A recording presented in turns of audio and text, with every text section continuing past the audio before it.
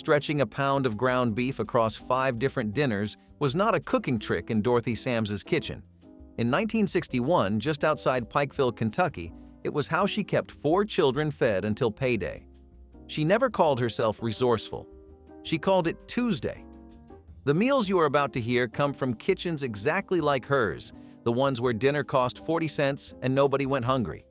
Wait until you hear what the meal at number 19 fed an entire church congregation for. And number 7 used nothing but a cup of dry rice and the drippings left in the pan from the night before. Nobody wrote these recipes down. They just made them, night after night, until the world forgot. So hit subscribe and pull up a chair, because here are 25 lost family dinners that kept America fed before food prices skyrocketed. Number 25. Fried bologna sandwiches, thick-cut bologna from the deli counter, scored along the edges so it would not curl, dropped into a hot skillet with a pat of margarine, and fried until both sides turned brown and crispy around the slits. White bread, a smear of yellow mustard, maybe a slice of American cheese if it happened to be payday week. In the 1960s, a package of Oscar Mayer bologna ran about 40 cents, and it fed a family of 5 for 2 straight nights. Kids in mill towns from Pittsburgh to Birmingham grew up eating this 3 times a week and asking for more. It was never a last resort. It was the meal you actually wanted when you got home from school and the kitchen smelled like hot grease and bread. Number 24. Milk toast. This was the dinner you made when somebody was running a fever, or when the cupboard was almost bare, or when you simply did not have the energy to do anything else. 2 slices of bread, toasted just enough to hold their shape, laid flat in a shallow bowl. You heated milk on the stove with a pat of butter and a pinch of sugar, poured it warm over the toast, and ate it slowly with a spoon. In the 1940s and 1950s, milk toast was what mothers made for sick children and what widowed men ate alone at the kitchen table on quiet evenings. It cost almost nothing. It required almost nothing. And it was warm, and it was soft, and at the end of a long day, that was enough. Before I go further, for the folks who want meals like these all gathered in one place, I have put together the Vintage Recipe Guide, a collection of the recipes we keep coming back to on this channel, all at my website vintagelifestyleusa.com. I will not bring it up again in this video. If you want it, it is there. Now, back to the list. Number 23. Salmon patties. A can of pink salmon, drained and picked clean of bones and skin, mixed with crushed saltine crackers, 1 beaten egg, and a little diced onion. You shaped them into flat rounds and fried them in Crisco or vegetable oil until they turned golden on both sides. Families across the South and the Midwest made these every Friday, partly because they were affordable and partly because a lot of Catholic households still avoided meat at the end of the week. Serve them alongside canned green beans and instant mashed potatoes, and you had a plate that looked like it took an hour. It took about 12 minutes from start to table, and I have never met a single person who grew up in the 1960s and does not remember the smell of salmon patties frying on a Friday afternoon. Number 22. American goulash. This had nothing to do with the Hungarian original. American goulash was a pound of ground beef browned in a Dutch oven, tossed with elbow macaroni, a can of stewed tomatoes, and a heavy pour of store-brand tomato sauce. Salt, pepper, maybe a shake of garlic powder if you were feeling bold. The whole pot fed 6 people for about $1.20, and it reheated the next day even better than it tasted fresh. In factory towns across Ohio and Michigan, goulash was Wednesday night. Not because anyone planned it that way. By Wednesday, you were tired, and the box of macaroni was always sitting in the cupboard. Mothers stirred it with one hand while holding a toddler on the opposite hip, and the pot was scraped clean by Thursday lunch. Number 21. Cream chipped beef on toast. The military called it something unprintable, and the veterans who came home from the Second World War and Korea kept making it anyway. You tore dried beef into thin strips, fried it in butter, stirred in enough flour to make a paste, and then added milk slowly until the whole thing thickened into a white gravy. Pour it over a piece of toast, and you had a meal that stuck with you all day long. The Armour brand sold jars of chipped beef for less than a can of tuna, and 1 jar made enough gravy for 4 plates. It looked like something from a hospital cafeteria in 1952, but the flavor was salty and rich and deeply savory, and men who learned to eat it in the barracks kept serving it to their own children for 20 years after the uniform came off. Nobody called it meal planning. Nobody called it food insecurity. In the 1950s and 1960s, the kitchen was just the room where you solved the problem of keeping everyone fed, and you solved it with whatever you had. A bag of dried beans, half a head of cabbage, a ham bone the butcher was about to toss. The women who ran these kitchens did not follow recipes. They followed instinct and arithmetic. How many mouths? How many days until payday? How much flour is left in the canister? And the meals they built in that narrow space between nothing and just enough became the real foundation of American home cooking. Not the magazine version with garnished plates and copper pots. The version where dinner cost 40 cents, the table was set by 6, and nobody in the house went to bed hungry. Number 20. Oxtail soup. Butchers used to practically give oxtails away because nobody with money wanted them. A couple pounds of oxtails, a few carrots, celery, an onion, and enough water to fill a stock pot. You simmered it for 3 or 4 hours until the meat slid off the bone and the broth turned dark and gelatinous from the collagen. No thickener needed. A bowl of oxtail soup on a January night in 1958 was one of the most satisfying dinners a family could eat, and the whole pot cost less than $1. Today, oxtails sell for $8 or $9 a pound at most grocery stores. The dinner that poor families made because they could not afford anything better became too expensive for those same families to make. Number 19. Cabbage rolls. In the coal towns of eastern Pennsylvania and the steel towns strung along the Ohio River Valley, cabbage rolls were not just a meal, they were an identity. Polish, Czech, Slovak, and Hungarian families brought the recipe across the Atlantic, and by the 1940s, cabbage rolls had become as American as the church basement where they were served. You boiled a whole head of cabbage until the leaves softened, then peeled them off one at a time, careful not to tear. The filling was ground beef or pork mixed with cooked rice, a little onion, salt, pepper, and sometimes a beaten egg to hold everything together. You rolled each leaf tight around a spoonful of filling, tucked the edges in like a small envelope, and packed them snug into a deep baking dish. The sauce was tomato, usually from a can, poured over the top before the whole thing went into the oven for an hour. One large head of cabbage and a pound of meat made enough rolls to feed 8 people, and the extras never stayed in the house. That was the thing about cabbage rolls. You never made them just for your own family. The leftovers went to the neighbor recovering from surgery, the widow at the end of the block, or the potluck table at St. Stanislaus on Sunday. Dorothy Sams, the woman from the opening of this video, made her cabbage rolls with pork because it was cheaper than beef in Pikeville, and she wrapped them in newspaper to keep them warm on the walk to the church hall. The whole batch cost her less than $1.50. It fed 30 people, and not a single roll came home. Number 18. Liver and onions. Beef liver sliced thin, dredged in seasoned flour, and pan-fried in bacon grease until the outside turned crisp and the inside stayed just barely pink. The onions went into the same pan, sliced into rings and cooked slow until they turned sweet and translucent. Served with mashed potatoes and a cold glass of whole milk, this showed up on tables across the country at least once a week during the 1960s. Mothers told their children it was good for the blood, which happened to be true. Most children hated it. Most adults pretended not to notice. But the combination of crispy liver and soft, sweet onions was genuinely delicious if you gave it half a chance, and a whole generation grew up strong on a dinner they complained about every single time it appeared. Number 17. Bean soup with a ham bone. After the Sunday ham, the bone went straight into a pot of water with a bag of dried navy beans, a diced onion, a couple of carrots, and a bay leaf.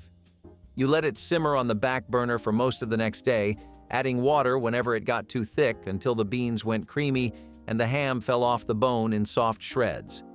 That one ham bone produced 3 or 4 nights of soup for a family of 5 without a single trip to the store. The broth was smoky and rich. The beans were soft enough to dissolve on your tongue, and the little bits of ham scattered through every bowl gave each spoonful something to find. It tasted better on the second night because the flavors kept deepening as it sat.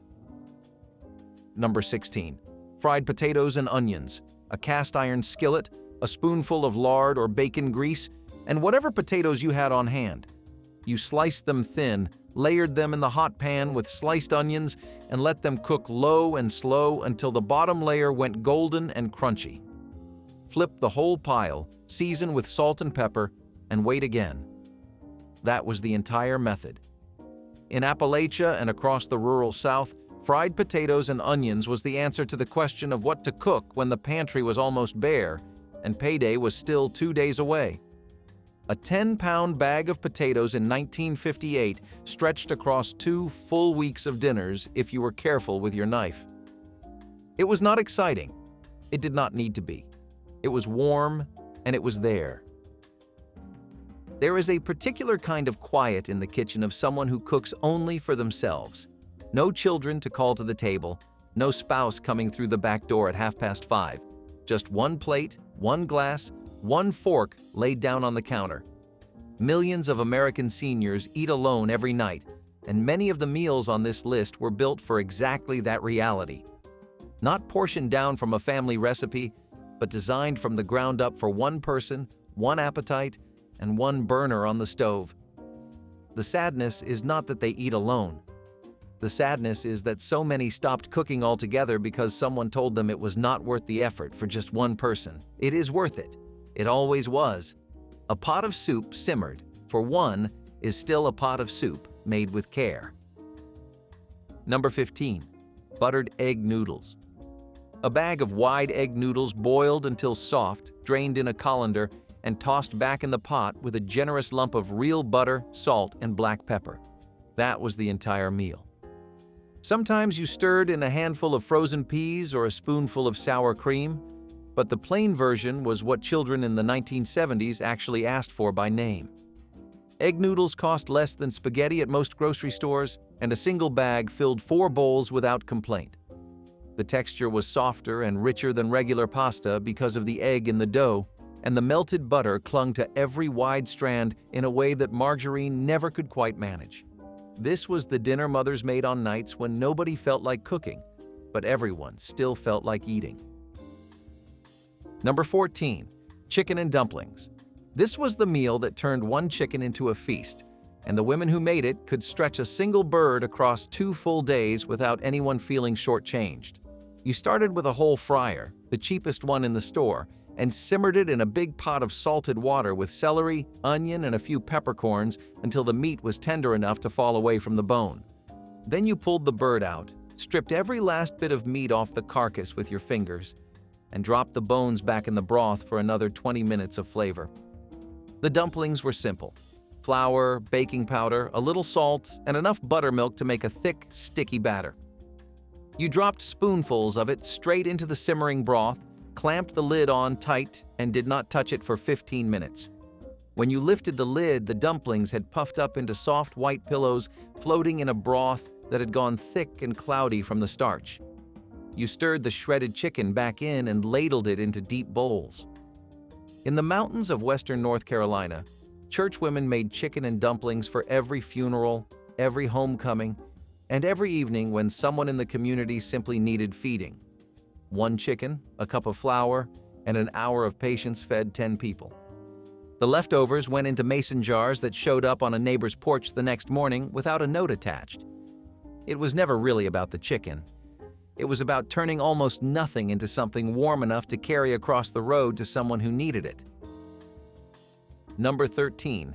Spam and rice. Hormel introduced Spam in 1937, and by the time the war ended, it had found a permanent home in American kitchens that had nothing to do with the military.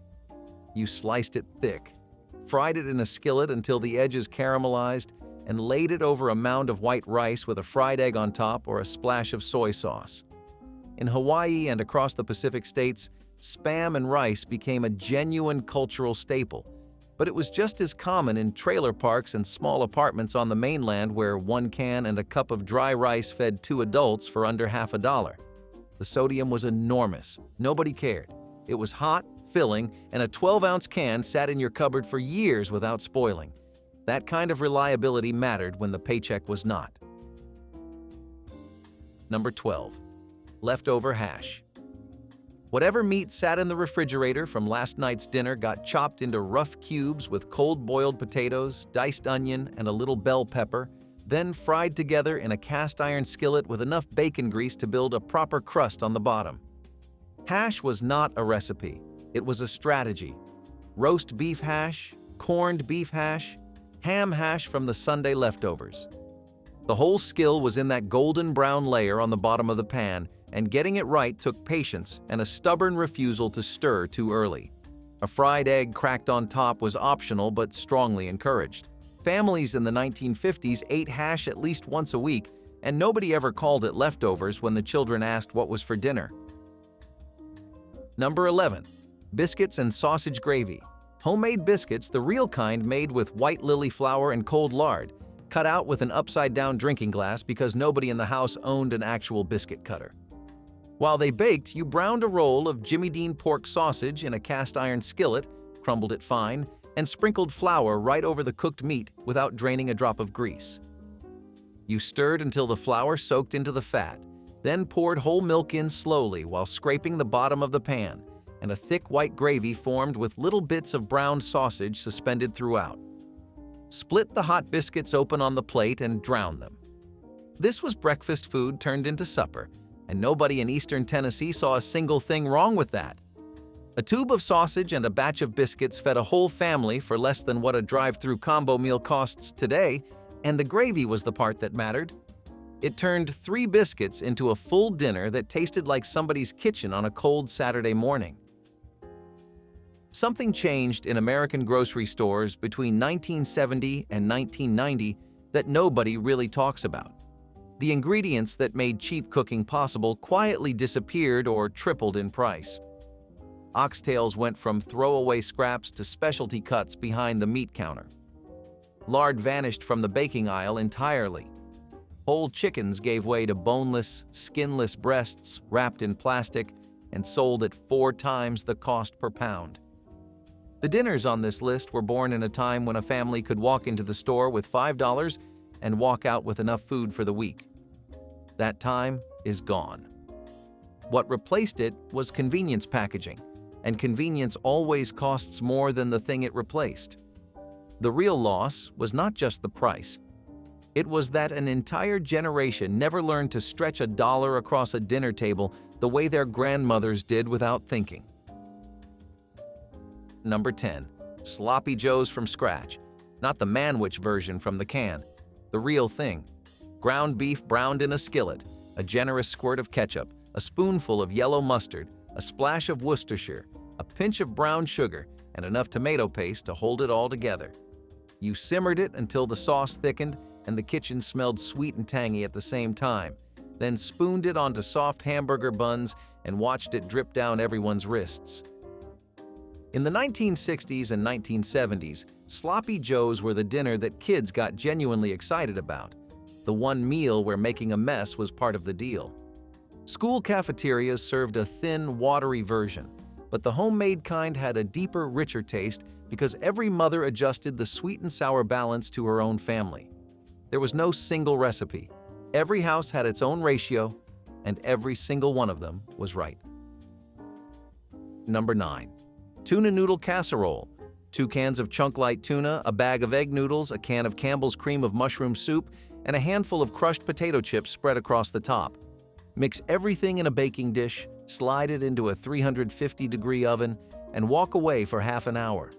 When it came out, the edges were bubbling and the chip topping had gone brown and crispy.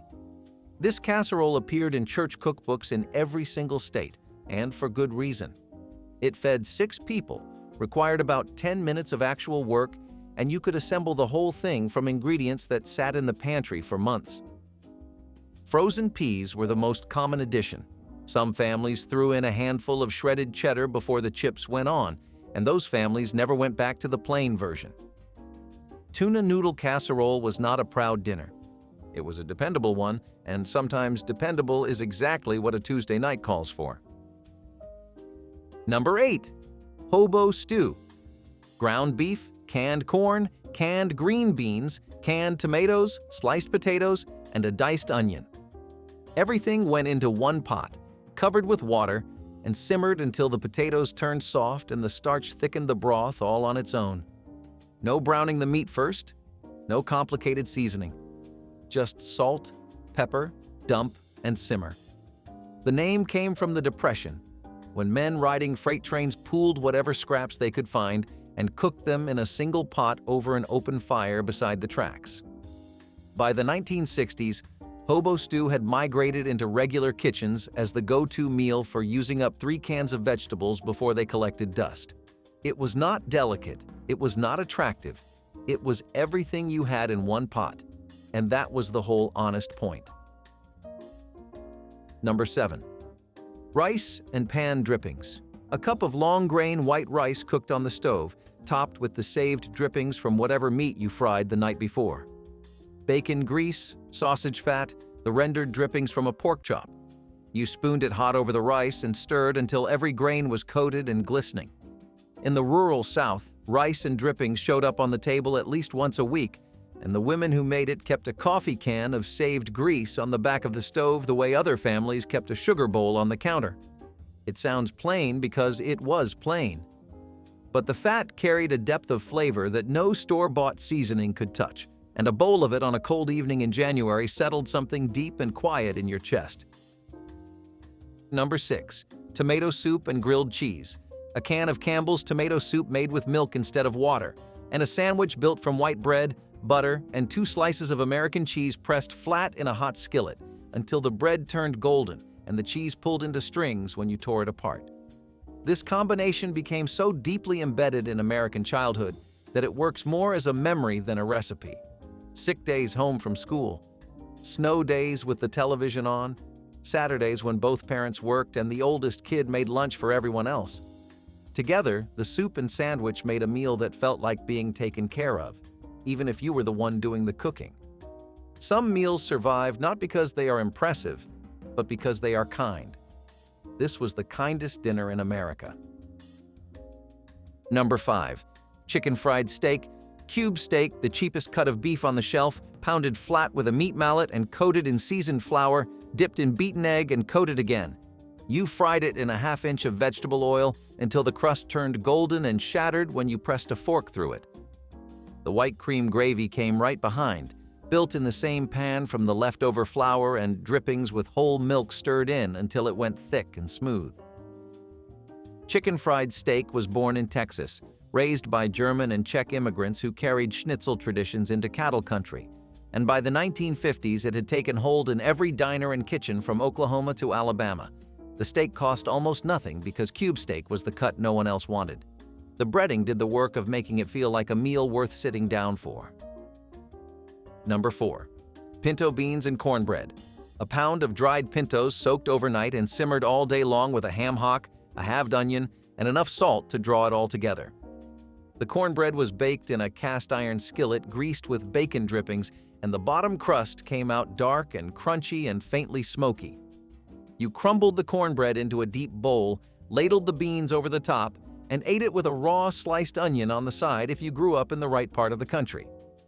Across the South and the Ozarks, pinto beans and cornbread was Monday dinner every single Monday because the beans needed a full day to simmer, and Monday was wash day, the day you stayed near the house anyway. The whole meal cost pennies. The ritual of making it cost nothing at all.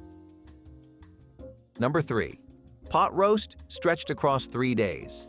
A cheap chuck roast, 3 or 4 pounds, seared in a Dutch oven, and then braised low and slow for hours with onions, carrots, potatoes, and a cup of water.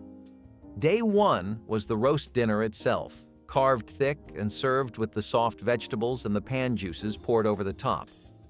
Day 2, you shredded the leftover meat and piled it on white bread for hot beef sandwiches with gravy ladled over everything. Day 3, the bones and scraps went into a pot with whatever vegetables remained in the crisper, and you simmered it into a beef vegetable soup that tasted richer than anything you could buy in a can. 3 full dinners from 1 piece of meat. That was the math that kept families fed in the 1960s, and the women who did it needed nothing but a Dutch oven, a sharp knife, and the deep understanding that nothing edible gets thrown away. The pot roast was not one dinner. It was a 3-day plan, and the plan was simple. Everybody eats this week. Number 2. Navy bean soup. Small white navy beans simmered for hours in a deep pot with a smoked ham bone, diced celery, onion, and a couple of bay leaves. You stirred it now and then, and as the beans softened, they began to break apart and thicken the broth on their own without adding a thing. The United States Senate dining room has served navy bean soup every single day since 1903, and that tells you something about how seriously this country once took a simple bowl of beans. For ordinary families in the 1940s and 1950s, navy bean soup was the dinner you could make for practically nothing that still felt like sitting down to a real meal. The beans filled you up, the ham bone was free or close to it, and a single pot lasted 3 nights without losing any of its flavor. Quiet dinner, no spectacle, just a warm bowl, a piece of bread, and the steady knowledge that there would be more tomorrow. Number 1. Potato soup. 5 or 6 potatoes, peeled and cubed, boiled in salted water until they were soft, then mashed right in the pot with a fork. A lump of butter, a pour of milk, salt and pepper. That was the whole recipe. It was the dinner you made when there was genuinely nothing else in the house, and it was somehow the dinner that tasted the most like home. In kitchens all across this country, from the 1930s through the 1970s, potato soup meant the money was gone, but the family was still together at the table. Grandmothers made it without thinking twice. Mothers made it with a knot in their stomachs, hoping the children would not notice how thin things had gotten. And most of the time, the children did not notice at all because the soup was warm and the kitchen was warm and their mother was standing right there at the stove. That is what all 25 of these dinners really were. Not recipes. Proof that love still shows up in a pot on the stove, even when nothing else does. Molasses jugs were the sweetness in a bitter life. Cheap and long-lasting, molasses could turn the plainest meal into something special. You could drizzle it on cornbread, stir it into beans, or mix it with hot water for a makeshift tea. It had a deep, smoky sweetness that tasted like comfort itself. Poor families loved it because it was cheaper than sugar and lasted 10 times longer. A single jug could see a household through months of tight times. Kids dipped biscuits in it, farmers used it to sweeten their coffee, and mothers poured it into cakes when they wanted to feel fancy. That thick, dark syrup was more than food. It was memory in liquid form. When money was thin and cupboards nearly bare, molasses was the one indulgence you could still afford. It reminded people that joy could still exist in small, sticky spoons. Butterbean burgers were the quiet champions of the broke man's dinner table, turning pantry scraps into something worth savoring. You'd start with a can of butter beans, mash them until smooth, and mix in breadcrumbs, an egg, and a pinch of salt and pepper. When fried, the patties crisped up perfectly, the edges golden brown and the centers creamy like mashed potatoes. The beans brought a rich, earthy flavor that made you forget there wasn't any meat involved. You could serve them on bread with mustard, stack them like real burgers, or eat them straight from the skillet with a fork. They filled you up fast and cost next to nothing, a miracle in itself. Families loved how far one could go, and kids didn't mind because they tasted good. It was one of those rare recipes that started from desperation but stayed for its flavor. Butterbean burgers proved that meat wasn't the only thing that made a meal feel whole. They were born from necessity but carried pride, the sound of sizzling oil marking another night conquered. Poverty taught people to adapt, but these burgers taught them to thrive. Cornbread and milk was a southern lullaby disguised as dinner. You took day-old cornbread, dry, crumbly, almost stale, and dropped it into a glass of cold milk. No sugar, no spice, just spoon and memory.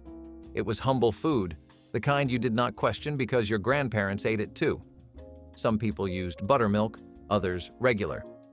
It depended on what was left in the fridge and how soft you needed the bread to be. You ate it with a spoon, slowly, like it was soup. It filled you without asking for attention. It was cheap, simple, and oddly soothing. There was something honest about it, like admitting you had little but making peace with it anyway. In some homes, this was a treat. In others, a last resort. Either way, it kept bellies full and silence at the table. That matters more than most people know. Cucumber vinegar salad was a refreshing Depression-era side dish that added brightness to otherwise plain meals.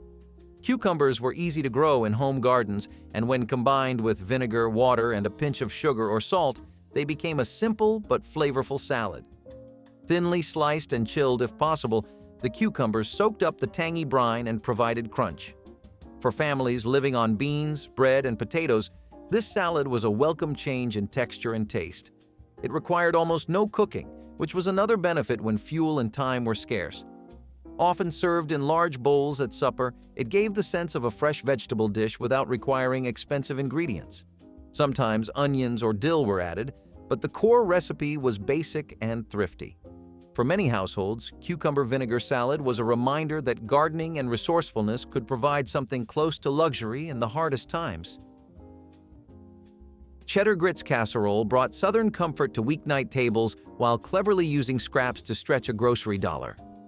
Cooked grits were stirred with sharp cheddar cheese, a splash of milk, and any small bits of leftover ham before being baked until the top formed a golden crust.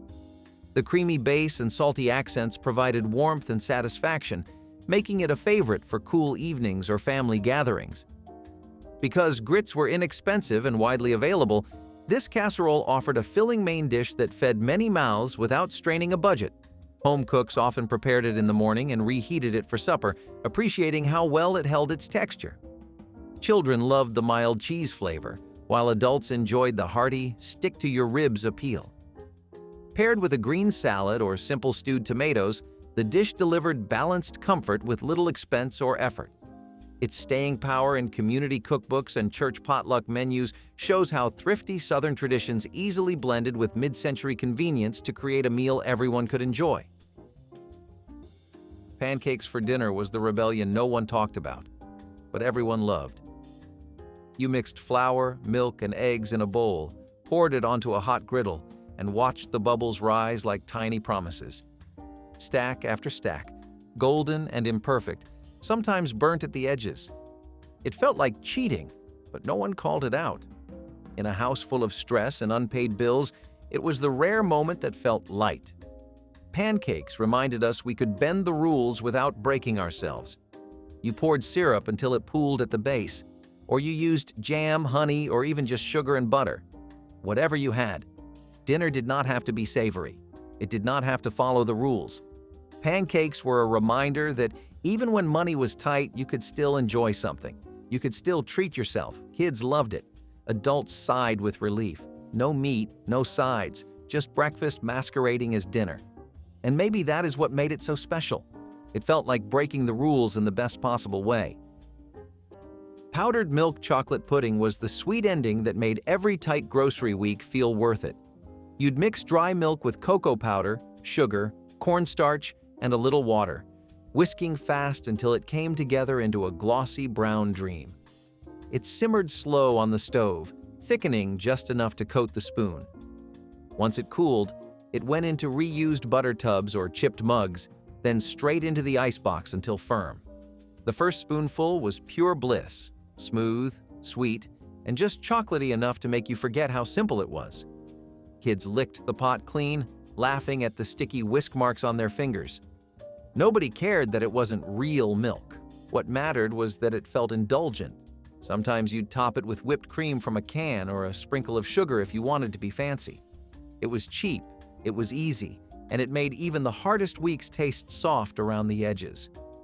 Powdered milk chocolate pudding was proof that sweetness didn't come from money. It came from patience, persistence, and love stirred over a warm stove. Spoonfuls.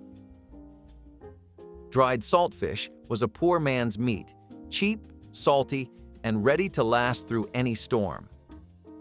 Before refrigeration, this was how families near the coasts stayed fed all winter. Fishermen would pack the catch in layers of salt until the flesh turned firm and dry, locking in the flavor. Once you had it, all you needed was water and patience to bring it back to life. Rehydrated, fried, or stewed, it carried the taste of the sea and the grit of survival. Poor households found ways to stretch even a small piece into a full pot of chowder or beans. The smell might have been strong, but so was the satisfaction. Salt fish connected entire communities, from the docks of New England to the rural South, where people learned to turn scarcity into tradition. It was proof that with enough salt, skill, and determination, nothing had to go to waste. Pea and egg salad plate was a thrifty supper that turned humble staples into a refreshing main dish for a warm evening. Canned peas were drained and chilled before being folded with chopped hard-boiled eggs, diced celery, and a splash of mild vinegar dressing. A pinch of dry mustard or a spoon of mayonnaise added just enough richness to bind everything together while still keeping the cost low. Served on crisp lettuce leaves or alongside sliced tomatoes from the backyard garden, it provided protein and texture without any need for meat. Home cooks loved how quickly it came together using pantry items that were inexpensive and easy to find year-round. Children enjoyed the gentle sweetness of the peas, while adults appreciated the subtle tang from the dressing. This simple combination was light enough for summertime, but filling enough to carry a family through a busy evening, reflecting the practical yet creative spirit of mid-century kitchens, where canned vegetables and eggs formed the backbone of many dependable weeknight meals. Apple peel jelly was the perfect example of Depression frugality, showing how even scraps could become something sweet. When apples were peeled for pies or other dishes, thrifty homemakers saved the skins rather than discarding them. These peels were boiled with sugar and water, sometimes with a bit of lemon peel, until they turned into a flavorful jelly. The jelly could be spread over bread, crackers, or biscuits, instantly brightening the table. It was not as rich as traditional jams, but for families who had little, it felt like a luxury. Children loved the sweet tang, and parents took pride in knowing nothing went to waste. Apple peel jelly was especially popular in rural areas where orchards were common, and every harvest meant piles of peels waiting to be reused. For families struggling through hunger, it was a reminder that comfort could be coaxed from even the most unlikely ingredients. It became both a necessity and a tradition, keeping hope alive through sweetness. Beet and potato hash celebrated color and economy in equal measure, offering a hearty skillet meal from two of the most affordable vegetables around. Diced beets and potatoes were pan-fried with onions and a bit of oil, or leftover drippings until the edges turned golden and crisp.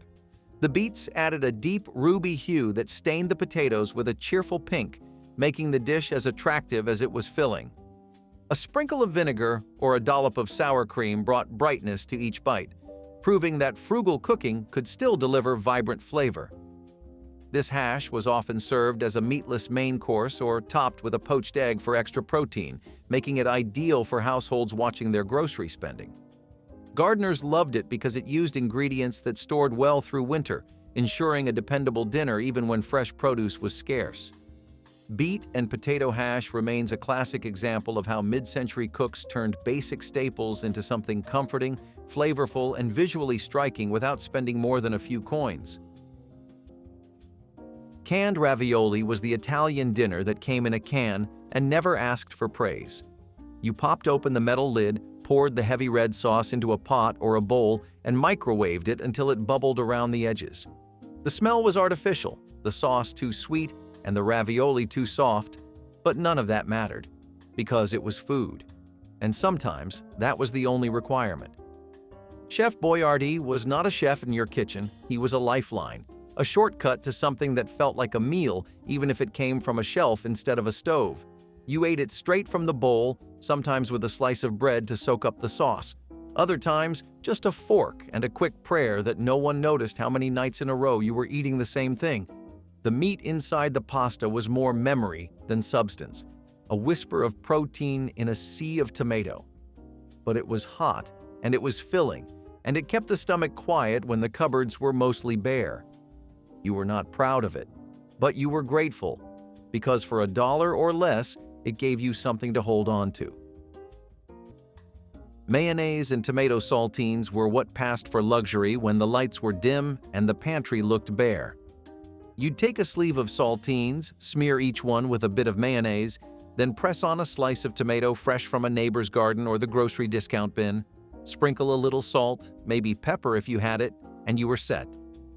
Folks called them poor man's canapés, but they tasted like victory after a long day. It was the kind of snack you made barefoot at the kitchen counter with a glass of sweet tea sweating beside you. Kids thought it looked strange, but always came back for another bite because it hit that perfect balance between creamy, salty, and sharp. You could find families across the South and Midwest doing the same thing late at night, catching reruns on television with a paper towel full of saltines in hand. There was no need for fine dining or silver spoons, just a little mayonnaise, a ripe tomato, and something cold to drink. It wasn't just a snack. It was a reminder that the simplest things could feel fancy when you needed them to. Canned tomatoes were the red gold of the poor man's pantry. They were cheap to make, easy to store, and could rescue just about any meal. During summer, when gardens overflowed, families canned tomatoes in big batches, lining shelves with jars that glowed like sunset. By winter, those jars became survival itself. Soups, stews, gravies, even casseroles, all started with a jar of tomatoes. Their tangy sweetness made even the plainest food feel alive. A spoonful of tomato could stretch a small bit of meat across a whole family's dinner. It added color, warmth, and flavor to gray days and gray plates. More than anything, canned tomatoes symbolized preparation, doing the hard work now so you could eat later. Every pop of a jar lid was a victory, proof that someone had planned ahead. Oats and rolled grains were the quiet champions of frugality. A tin of oats might not look like much, but it could feed a family for days. Porridge for breakfast, oat bread for supper, or even oats used to thicken a stew. It all came from the same humble tin. They were filling, affordable, and versatile, which made them a staple in every working class. Ritz cracker chicken coating turned every oven into a poor man's fryer, and every Sunday night into a feast worth waiting for. You'd crush up a full sleeve of buttery Ritz crackers inside a plastic bag until they were fine and crumbly, then roll chicken legs, thighs, or even drumsticks through a bowl of beaten eggs before covering them completely in the crumbs. Once they hit the oven, the smell alone could fill the house with the promise of something good. The crackers browned just right, trapping all the juices inside the chicken and creating a golden crust that was crisp, savory, and rich without needing oil or a deep fryer. It was crunchy on the outside, tender in the middle, and budget-friendly all the way through. Families loved it because it felt like fried chicken night without the cleanup or cost. Even neighbors could smell it through the windows and knew someone was eating well. It was the kind of dish you could bring to a church supper and proudly pass off as something special. Ritz cracker chicken coating wasn't just about saving money. It was about finding flavor where others saw leftovers. It was thrift at its finest, and nobody complained about seconds. Shepherd's pie was the meal of second chances. You took yesterday's meat, mixed it with whatever vegetables you had, canned peas, frozen corn, even just onions, and laid it down like the foundation of something better. Then you spread mashed potatoes on top like frosting, soft and thick and hopeful. Into the oven it went, and out came something that looked and smelled like you tried. It was the art of disguise. Leftovers turned into something new. Scraps turned into comfort. You scooped it out with a spoon, the layers blending together in a hot, savory mess that never looked perfect, but always felt right. It made the table feel full, even when the fridge was empty. And sometimes that illusion was all you needed to keep going. Shepherd's pie reminded you that with enough heat and time, even the broken pieces could come together. Onion and herb biscuit pie delivered layers of savory aroma and flaky texture while using only basic pantry ingredients. Sliced onions were slowly caramelized with butter and a handful of fresh or dried herbs until sweet and fragrant, then spread in a baking dish and topped with soft biscuit dough. As the pie baked, the onion filling bubbled up and mingled with the biscuits, creating a rich sauce beneath a golden crust. The combination offered a satisfying balance of sweetness from the onions and earthiness from herbs, such as thyme or parsley. Because onions were inexpensive and stored well, this recipe quickly became a go-to for frugal households seeking warmth and flavor without expensive meats. It could be served as a vegetarian main dish or as a hearty side for roasted vegetables, making it adaptable to whatever else was on hand. Onion and herb biscuit pie captures the resourceful creativity of mid-century cooks, proving that even the simplest staples can become a centerpiece when treated with care and patience in the oven. Oatmeal. Gruel was one of the humblest Depression foods, often reserved for children, the elderly, or the sick. Rolled oats were boiled in water until thin and soupy, sometimes flavored with milk if it could be spared, or a sprinkle of sugar when available. It lacked richness, but it was nourishing and easy to digest, which made it practical when stronger meals were impossible. For many families, oatmeal gruel was served as both breakfast and dinner, stretching a handful of oats across several bowls.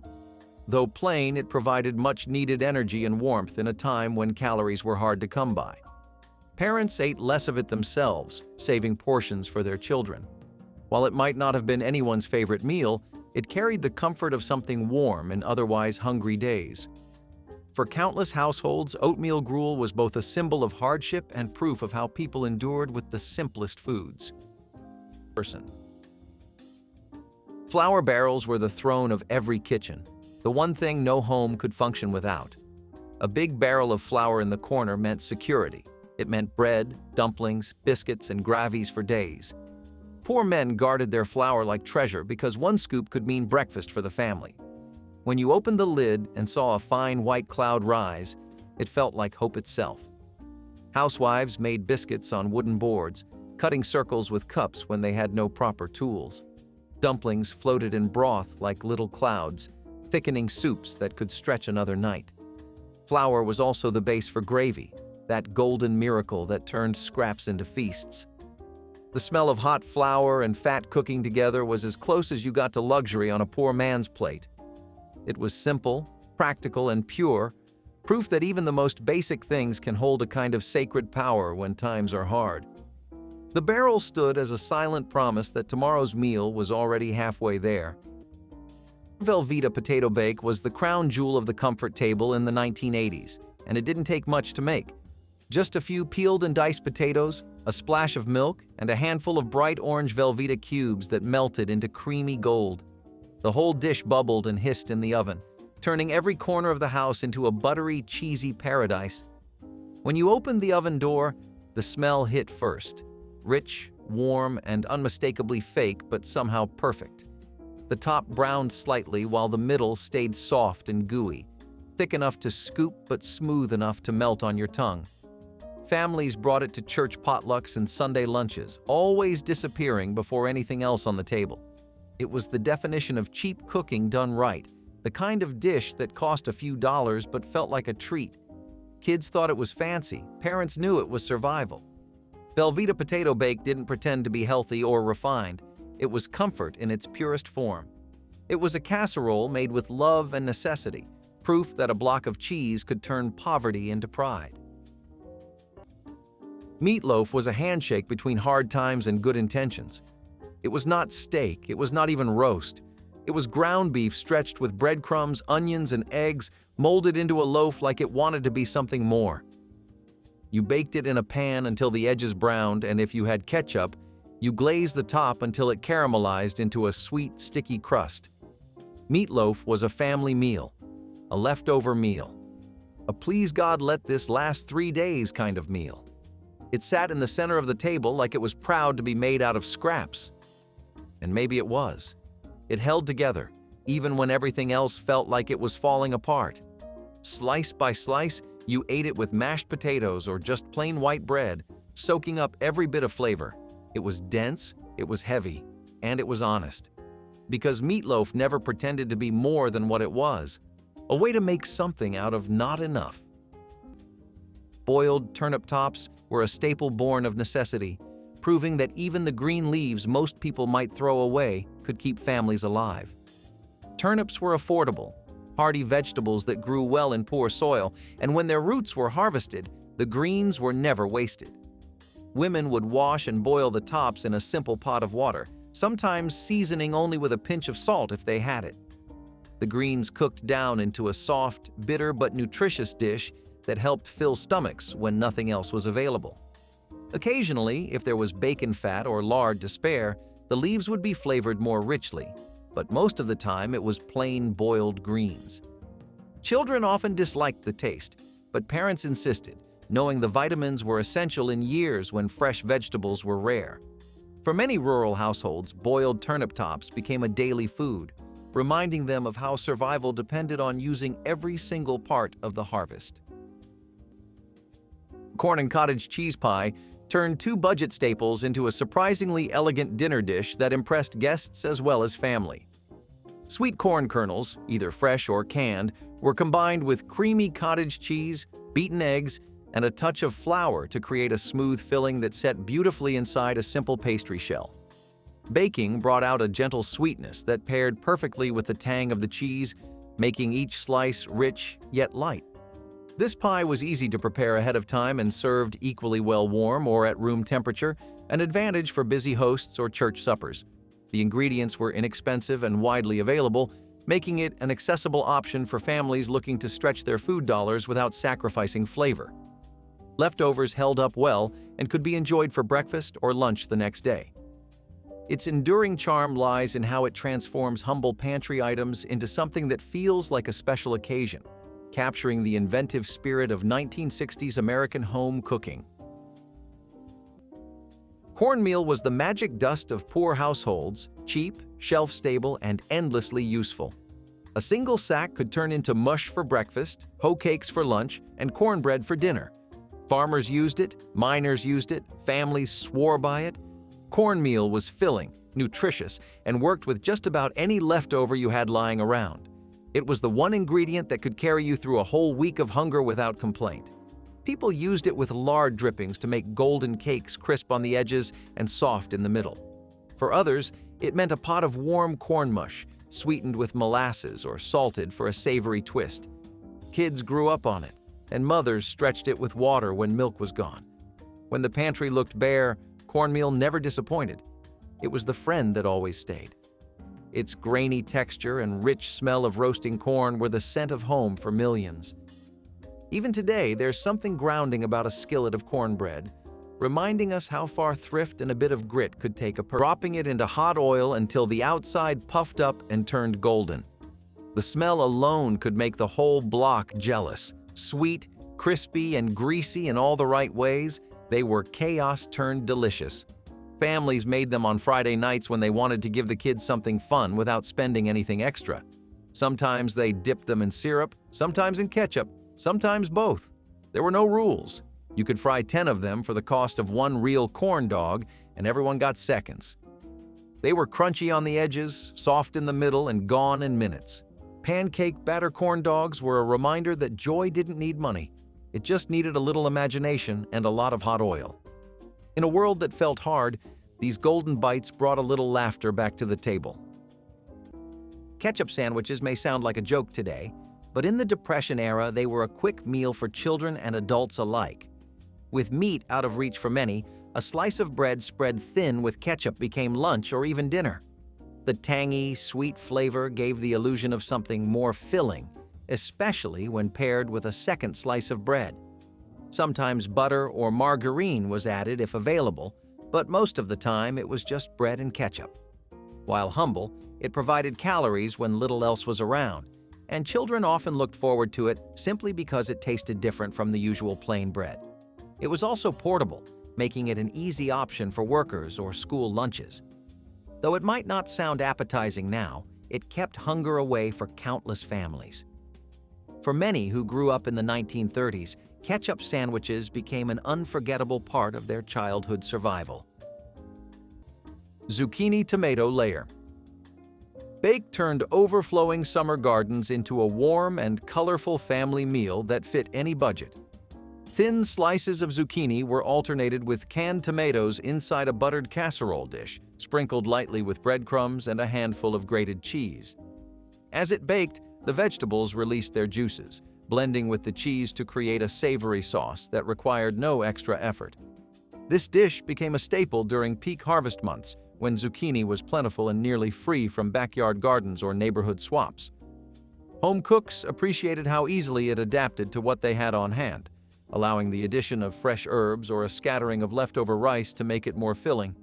Served hot with crusty bread, it offered a complete vegetarian supper that satisfied even the most dedicated meat eaters. The simple preparation, bright flavors, and low cost made it a dependable recipe that graced countless 1960s dinner tables, celebrating the abundance of late summer produce while keeping grocery bills comfortably low for hardworking families. Egg salad sandwiches were the soft answer to a hard life. You started with boiled eggs, cheap, filling, easy to store.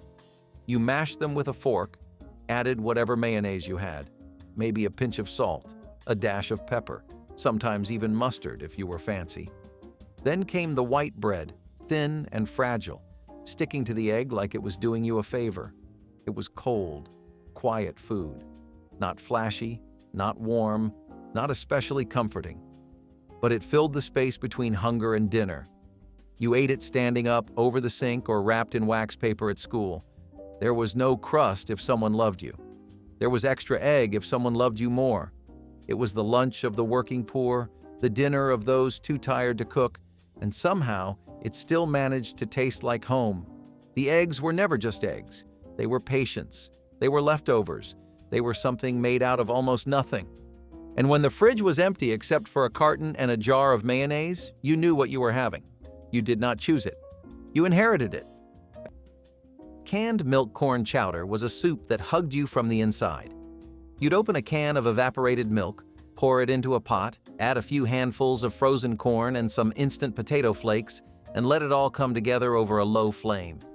The result was thick, creamy, and comforting, the kind of meal that tasted richer than your wallet said it should.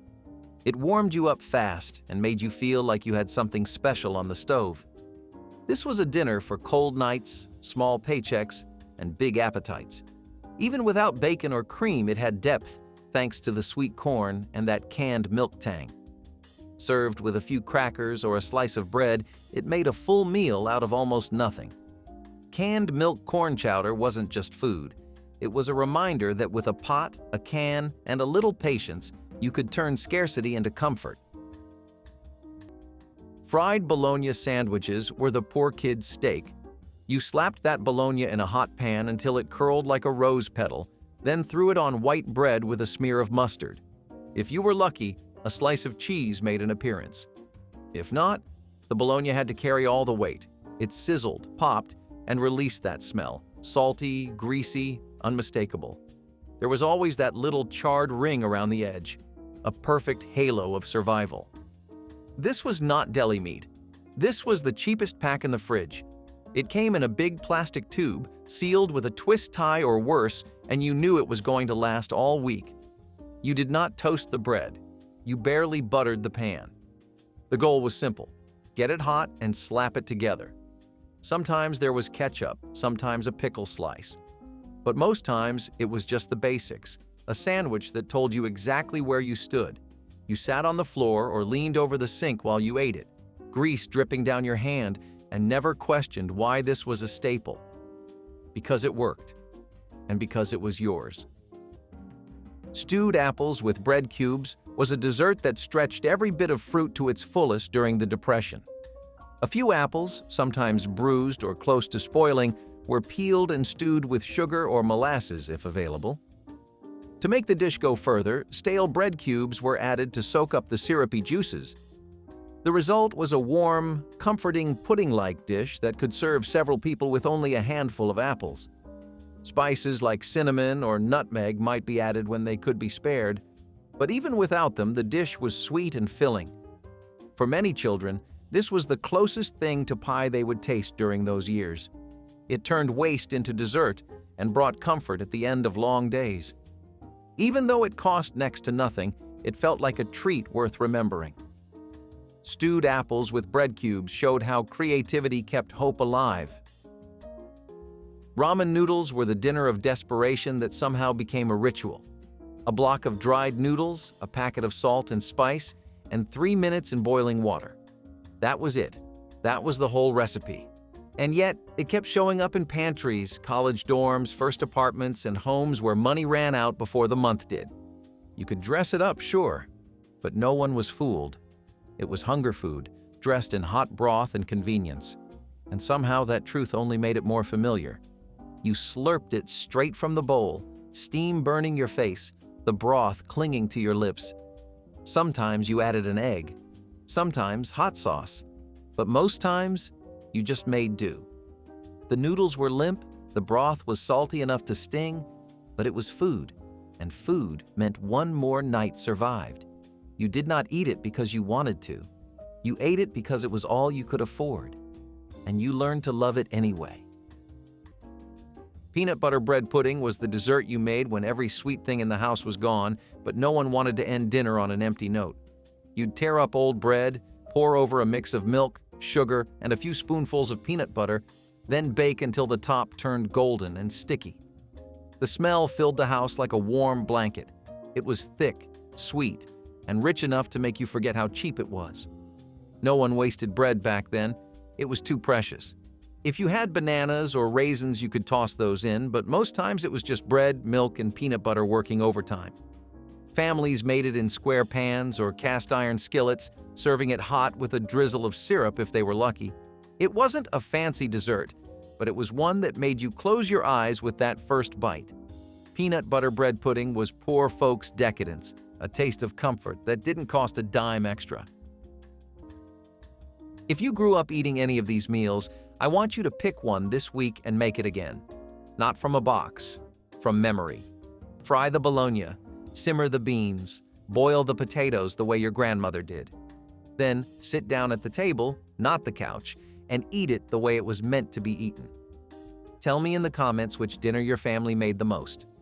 I read every single one of them. Until next time, take care of yourselves.